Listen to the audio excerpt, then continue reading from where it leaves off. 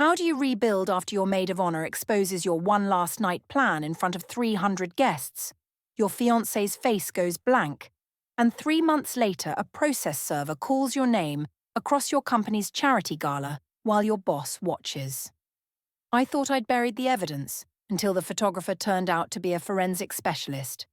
I'm Thessaly, and I want you to understand from the very beginning that what I did wasn't wrong in the way everyone made it out to be. Because when I stood on that hotel rooftop terrace 3 weeks before my wedding, watching the sun melt into the horizon while champagne bottles chilled in silver ice buckets and my 12 closest girlfriends laughed and danced around me, I genuinely believed I was honoring my journey, not destroying my future.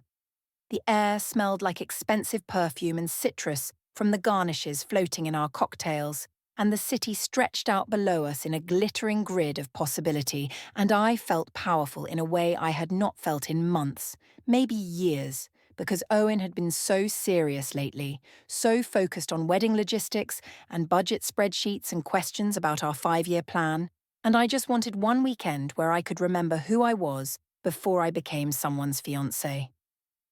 Grayson arrived first, carrying a bottle of bourbon and that same easy smile he had worn all through college, and when he hugged me on the rooftop, his cologne was familiar in a way that made my chest feel tight. Not with guilt, but with nostalgia, because he represented a version of me that had been confident and spontaneous and unafraid of making mistakes. Eli showed up an hour later with his camera bag slung over one shoulder, claiming he was there to document the weekend for my social media, which was not entirely a lie because he did take photos, but the truth was that I had invited him because our brief fling 2 years ago had ended amicably, and I wanted to prove to myself that I could be mature and modern about these things, that I could invite people from my past without it meaning anything dangerous.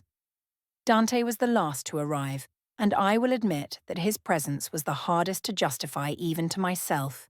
because we had dated in high school and reconnected on social media only 6 months ago, and when he messaged me asking if he could come to the Bachelorette weekend since he was in town for work anyway, I said yes before I could think about why that might be a bad idea.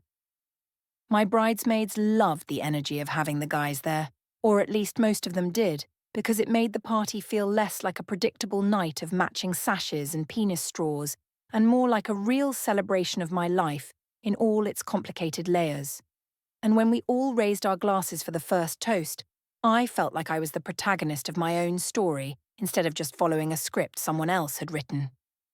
The group chat started buzzing around 10 o'clock, and I remember seeing Grayson's message with the room key emoji followed by a fire symbol, and I laughed and sent back a winking face because it felt like a joke, like we were all in on something playful and harmless, and I deleted the thread right after because I did not want to leave any breadcrumbs that Owen might misinterpret if he ever scrolled through my phone, which he never did because he trusted me completely. What I did not know, what I could not have known in that moment, was that my phone had been silently backing up every message to the cloud, that the deletion I thought was permanent was actually just cosmetic,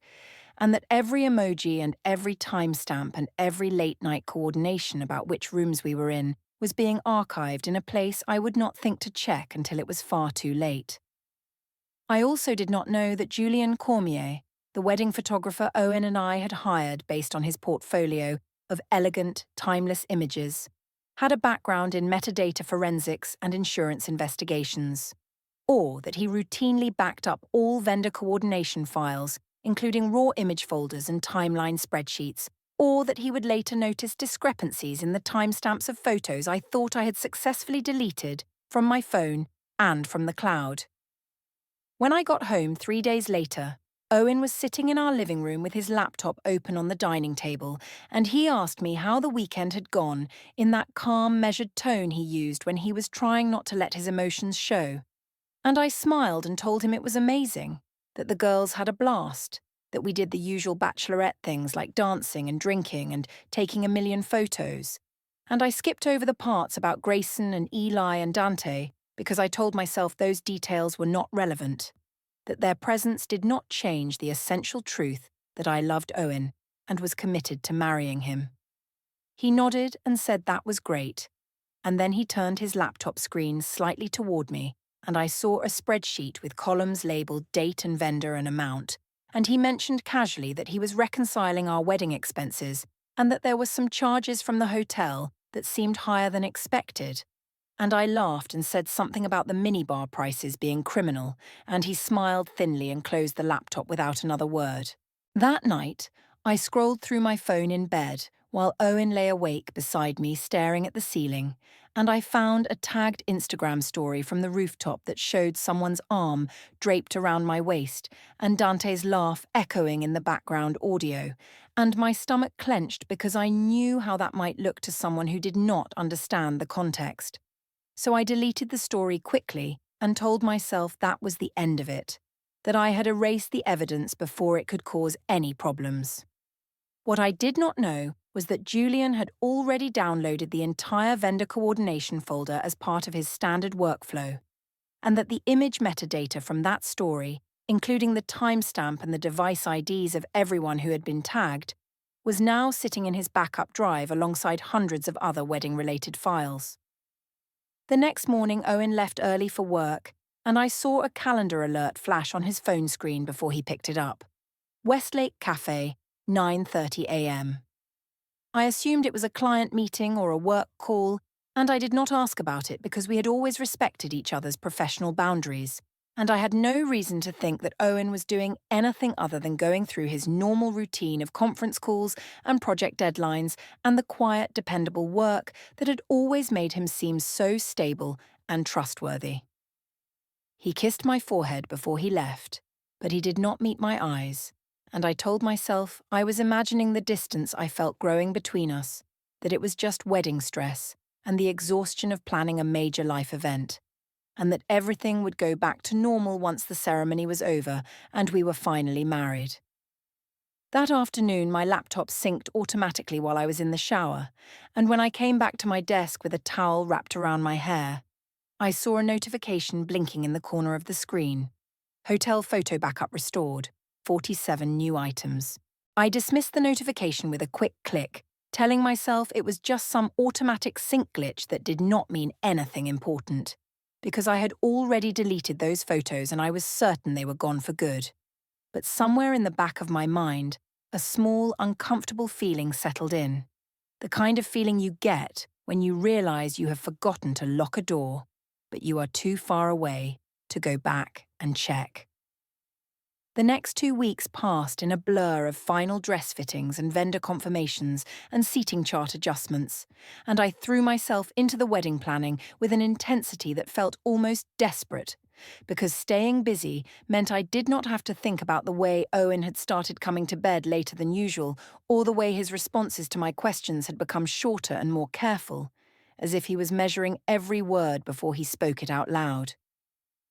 The bridal boutique fitting happened on a Tuesday afternoon, and Ivy came with me to help adjust the train and bustle. And while the seamstress pinned the hem, Ivy mentioned the Bachelorette weekend in a tone that was supposed to sound casual, but came out strained, asking if I thought that whole thing was wild, and I laughed and said it was just fun, nothing crazy, and I saw something flicker across her face, something that looked like guilt or doubt or maybe both.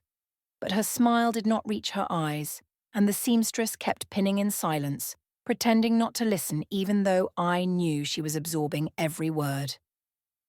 I tried to change the subject by asking Ivy about her toast for the reception, whether she had finished writing it, and she said she had most of it done but was not sure about one part, and I told her not to overthink it, that everyone loved her, and whatever she said would be perfect, and she nodded but did not look convinced. When I got back to the office that afternoon, my co-worker Leah stopped by my desk during the lunch break with a smile that seemed friendly on the surface but had a strange edge to it, and she asked if my old friend Grayson was coming to the wedding. And my stomach dropped because I had not mentioned Grayson to anyone at work, and I had no idea how Leah even knew that name. I forced myself to stay calm and said he was just an old college buddy who might stop by the reception, nothing major. And Leah nodded slowly and said she thought she had seen him tagged in some photos online, and then she walked away before I could ask her what photos she meant or where she had seen them, and I sat at my desk feeling like the walls were slowly closing in, even though I could not point to any single thing that had actually gone wrong. That evening, I came home to find Owen sitting at the kitchen table with a printed hotel folio spread out in front of him, and I recognized the letterhead immediately, and my throat went dry because I could not think of any good reason why he would have printed out a receipt from the Bachelorette weekend hotel. He looked up at me with an expression that was calm and neutral, and he said he was reconciling wedding expenses and wanted to make sure we had not been double charged for anything. And he asked if I remembered putting any charges on my personal card during that weekend. And I said no too quickly, the word coming out sharp and defensive, and I saw him register the tone even though his face did not change. He set the paper aside without comment and mentioned that he had another meeting the next day, something about financial planning, and he said the meeting was at Westlake Cafe at 11:15 in the morning. And I asked what kind of financial planning, and he said just some loose ends he wanted to tie up before the wedding, and his voice was so even and controlled that it felt like talking to a stranger. I checked my email later that night and found a forwarded message from Julian, the wedding photographer, with the subject line Final Vendor Coordination. And it was a mass reply that included me, the venue manager, the florist, and several other people. And I almost deleted it without opening it because I assumed it was just another boring logistics update. But something made me click on the attachment, and I saw a spreadsheet with columns for image timestamps and file names and recovery status, and 3 entries were flagged in red with the note recovery needed. And my hands started shaking because I did not understand what recovery meant or why Julian would be flagging anything. But I had a sick feeling that it had something to do with the photos I thought I had deleted. I noticed Owen's email address in the CC line, and I wondered if he had seen this message, if he had opened the attachment, if he understood what those red flags meant better than I did. But when I looked over at him, he was sitting on the couch reading something on his tablet, and his face gave nothing away. The next day, Owen left for his meeting at the cafe, and when he came back 2 hours later, he was quieter than I had ever seen him, moving through the apartment like he was mentally somewhere else. And I watched him take a small stack of papers, wedding contracts and bank statements and other documents I could not identify, and move them from the dining table into a locked drawer in his desk. And when I joked that he was acting like a spy, he smiled, but the smile did not reach his eyes. And he said he just wanted everything organized before the wedding, that it made him feel more in control when things were properly filed and labeled. I laughed nervously and said he was always so meticulous, and he did not respond, just closed the drawer and pocketed the key and went into the bedroom to change clothes. Late that night, Ivy texted me asking if she should skip the wild weekend joke in her toast, saying she felt weird about it now, and I stared at the message for a long time before typing back that it was fine, that everyone knew the weekend was just harmless fun, and I hit send before I could second-guess myself. But Ivy did not text back, and I saw the 3 dots appear, and then disappear, and I knew she was typing and deleting and typing again. And whatever she wanted to say was something she could not figure out how to put into words.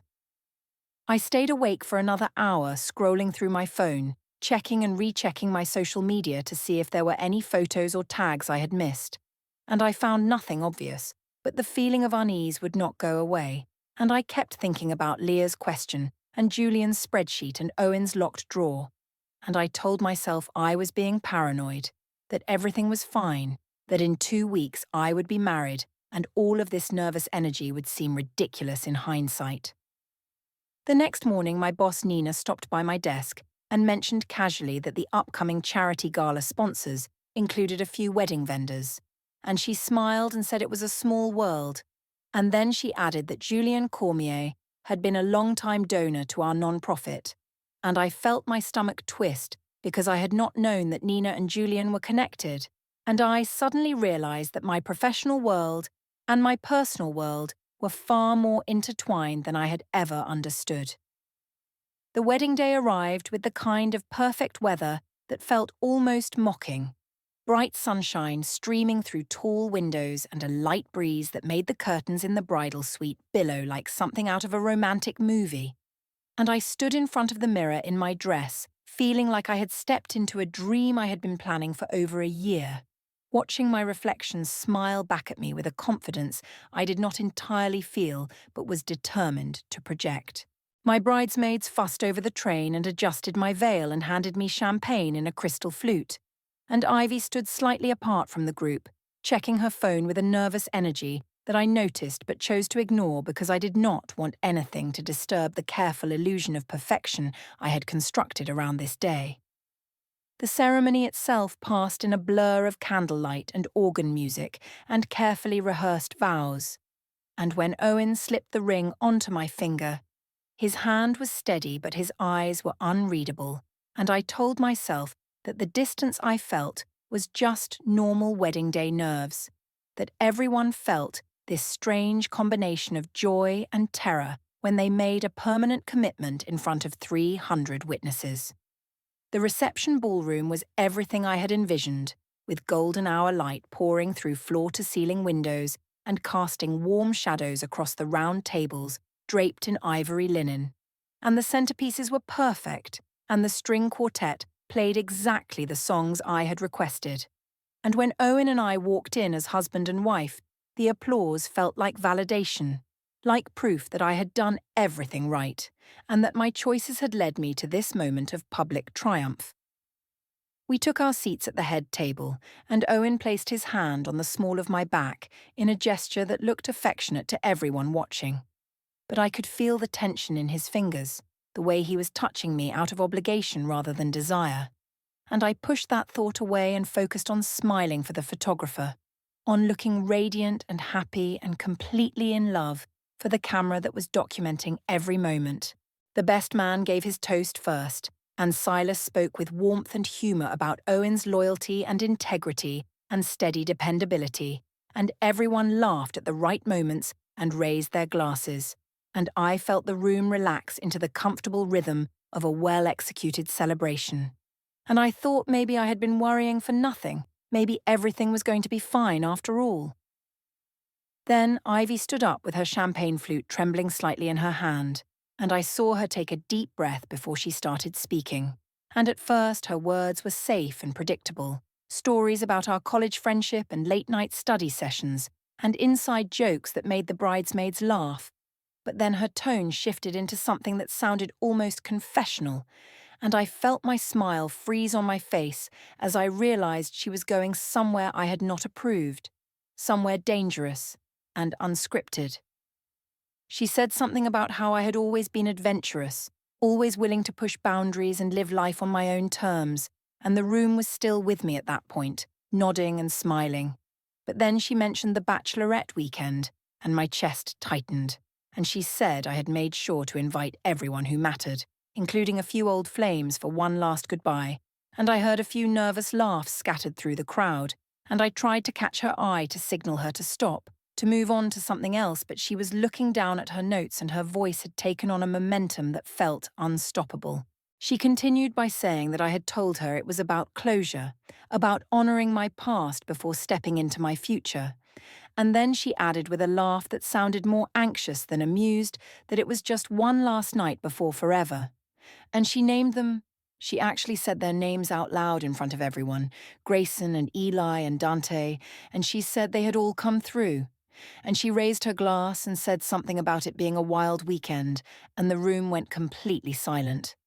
I felt Owen's hand drop from my back as if I had suddenly become too hot to touch, and when I turned to look at him, his face was blank. Not angry or hurt, but completely empty, as if he had shut down every emotion and locked it away somewhere I could not reach. And I opened my mouth to say something, to laugh it off or interrupt or do anything to stop the horrible momentum of this moment. But no sound came out. Half the room was staring at me with expressions ranging from shock to confusion to barely concealed judgment, and the other half was staring at Owen, waiting to see how he would react. And the DJ fumbled with his equipment trying to figure out what song to play to break the terrible silence, and Ivy stood frozen at the microphone, finally realizing what she had done, her face going pale as she looked at me with something like horror. Owen stood up slowly, his movements deliberate and controlled, and he excused himself without raising his voice or making a scene, just a quiet statement that he needed some air. And he walked toward the exit, with his best man Silas following a few steps behind, and I stayed frozen at the head table, my smile still plastered on my face like a mask I could not remove. And I saw my mother Diane across the room with her hand over her mouth, her face drained of colour. And I saw Owen's sister Margot whisper something urgent to her mother before disappearing through the same door Owen had just used. The DJ finally started playing something upbeat and generic, and a few people got up to dance in an obvious attempt to pretend nothing awkward had just happened. But most of the guests stayed in their seats, leaning toward each other and whispering, and I knew with absolute certainty that every word of Ivy's toast was already being dissected and analysed, and probably recorded on at least a dozen phones. I sat at the head table alone, watching people avoid eye contact with me, and I told myself that Owen just needed a few minutes to cool off, that he would come back and we would laugh about this later, that Ivy had exaggerated and misunderstood and made it sound worse than it was. But even as I constructed these justifications in my mind,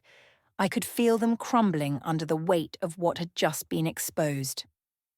I saw Julien Cormier near the edge of the ballroom, packing his camera equipment with calm efficiency, and I wondered what he had captured, what moments he had preserved that I would never be able to erase or explain away. And I felt a creeping sense of dread that had nothing to do with embarrassment and everything to do with the realization that I had lost control of my own narrative. An hour passed, then two, and Owen did not return to the reception, and guests started leaving earlier than planned, offering hurried congratulations and tight smiles as they headed for the exits. And I kept checking my phone for a text or a call or any sign that he was okay. But there was nothing, just silence and the growing awareness that something fundamental had broken, and I did not know how to fix it. At 11 o'clock, I finally retreated to the bridal suite, still wearing my dress, and I found a note slipped under the door in Owen's handwriting, and my hands shook as I unfolded it and read the single sentence: "I will handle this properly. Do not contact me." I called Owen's phone immediately after reading the note, my fingers trembling so badly I could barely press the buttons, but the call went straight to voicemail, and I tried texting him, sending message after message that ranged from apologetic to desperate to angry. But every single one showed as delivered but not read, and I knew he had turned off his read receipts or was deliberately ignoring me, and either possibility felt like a door slamming in my face.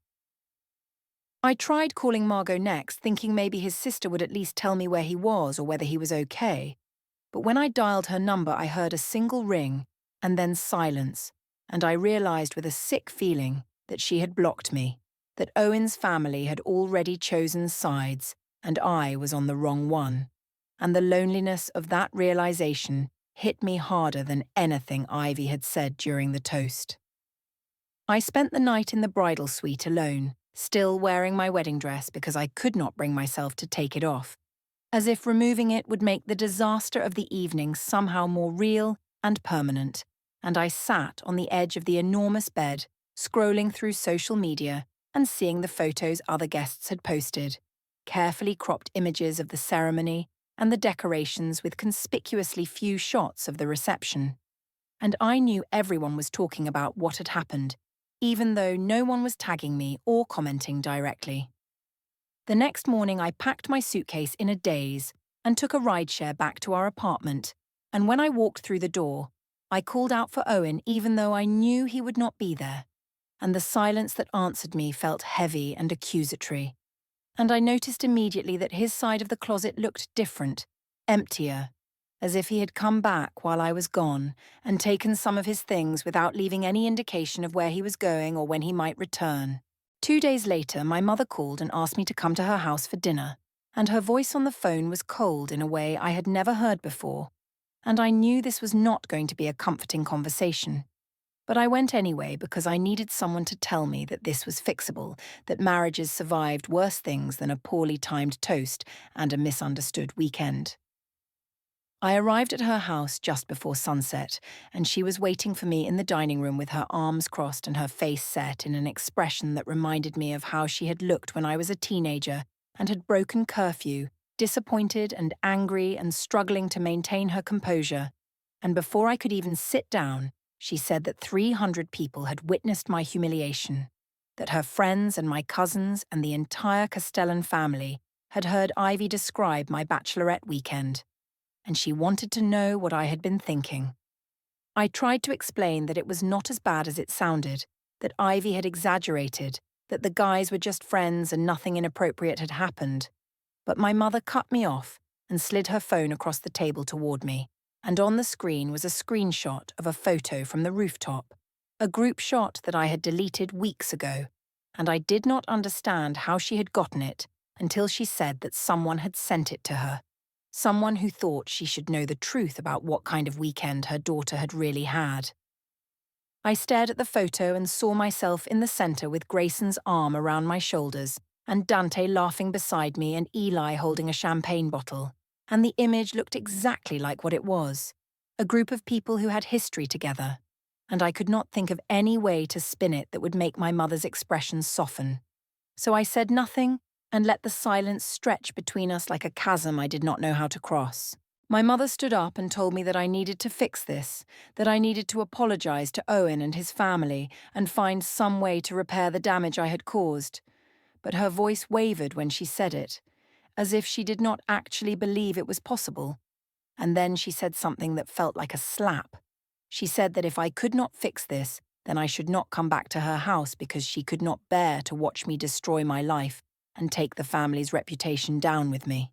I left without eating dinner, and I sat in my car in her driveway for 20 minutes, trying to process the fact that my own mother had just conditionally disowned me. And I told myself she was overreacting, that she would calm down in a few days. But I knew deep down that something had shifted permanently, that I had lost her support in a way that might never be repaired. When I went into the office the next day, I tried to act normal, smiling at co-workers and responding to emails as if nothing had happened. But I could feel the whispers following me down the hallways, and during the lunch break, my boss Nina asked me to step into the glass-walled conference room for a quick check-in. She sat across from me with her hands folded on the table, and beside her was Karen from HR, and I knew immediately that this was not going to be a friendly conversation. And Karen started by saying that they had received some concerns about personal conduct that might reflect poorly on the organization. And she did not name specifics, but I understood exactly what she meant. Someone had forwarded the toast video to Nina. Someone had made sure that my professional reputation was now tangled up with my personal disaster. I insisted that this was private, that it had nothing to do with my work performance, and Nina's face remained carefully neutral, as she said that normally she would agree. But given that several board members and major donors had been present at the wedding, and given that the organization's image depended on the conduct of its senior staff, they needed to make sure that everything was handled appropriately. Karen added that this was just an informal check-in, not a disciplinary action, but the words felt like a threat, like a warning that I was being watched and that one more misstep could cost me my job. And I left the conference room feeling like the walls were closing in from every direction. My family, my marriage, and now my career all collapsing simultaneously. I tried calling Owen again that evening, and again the call went straight to voicemail, and I tried texting Margot and got no response, and I messaged Ivy asking why she had said those things during the toast, and her reply came hours later, brief and defensive, saying she had thought I said it was fine, that she was sorry, that she could not talk right now. I wanted to scream at her that fine did not mean turning my private life into public entertainment, but I knew there was no point. The damage was already done, and no amount of blame or anger would undo it. And I sat alone in the apartment that no longer felt like mine, scrolling through my phone and seeing evidence of my life falling apart in real time. Wedding guests untagging themselves from photos, friends going suddenly quiet on group chats, and a growing sense that I had become toxic, someone people needed to distance themselves from in order to protect their own reputations. I spent the next week in a strange fog of denial and panic, going through the motions of work and grocery shopping and pretending to sleep, while my mind replayed the reception disaster on an endless loop. And every time my phone buzzed, I felt a spike of hope that it might be Owen. But it was always just another vendor confirmation email or a promotional text. Never the apology, or the conversation, or the path back to normal that I desperately needed. On Thursday morning, I sent Owen a carefully worded email asking if we could meet somewhere neutral to talk, and I suggested the community park near our apartment because it was public enough that he might feel safe, but quiet enough that we could have a real conversation. And to my shock, he actually responded within an hour, agreeing to meet me there the next day at 10 in the morning. And I read his reply over and over, looking for any hint of warmth or forgiveness, but finding only cold politeness, the kind of tone you would use with a stranger you were obligated to deal with. I arrived at the park 15 minutes early and sat on a bench near the playground, watching parents push their children on swings and trying to script out what I would say, how I would explain that the weekend had been about closure and not betrayal, that Ivy had blown everything out of proportion, that I loved him and wanted to fix this. But every version of the speech I rehearsed in my head sounded hollow and defensive even to me. Owen arrived exactly at 10 o'clock, and I noticed immediately that he was carrying a slim leather portfolio, the kind lawyers use for important documents, and my stomach sank because I could not think of any good reason why he would bring paperwork to what I had hoped would be an emotional reconciliation. And when I stood up to hug him, he stepped back, not aggressively, but firmly, putting physical distance between us in a way that made my arms drop uselessly to my sides. I asked him if we could please just talk, if he could give me a chance to explain what really happened. And he set the portfolio down on the bench between us like a barrier and said that he was handling this properly, that everything I needed to know would come through formal channels, and his voice was so calm and detached that it scared me more than if he had been shouting. I asked him what he meant by formal channels, and he said he was not going to have this conversation here, that he had spent the past 2 weeks documenting everything, timelines and expenses and witness statements, and every word was authenticated, and I felt my face go hot because I suddenly understood that he had not been grieving or processing or cooling off. He had been building a case against me with the same methodical precision he used for his cybersecurity audits. I reached for the portfolio without thinking, needing to know what was inside, what evidence he thought he had gathered. But Owen gently blocked my hand and said I would see everything soon enough.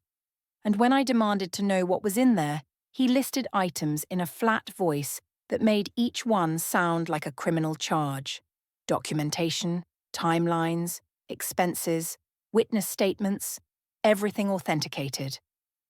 I tried to argue that he was being paranoid, that he was making this into something bigger than it needed to be, and he looked at me with an expression I had never seen before, something between pity and disgust.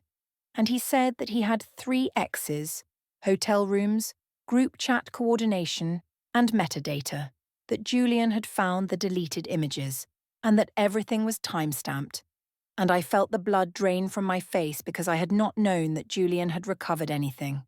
had not realized that my careful deletions had been completely pointless. Owen stood up to leave, and I grabbed his arm, begging him to wait, to give me a chance to explain, and he pulled away gently but firmly and said that I had had chances, that I had made choices, and that he was making his choices now.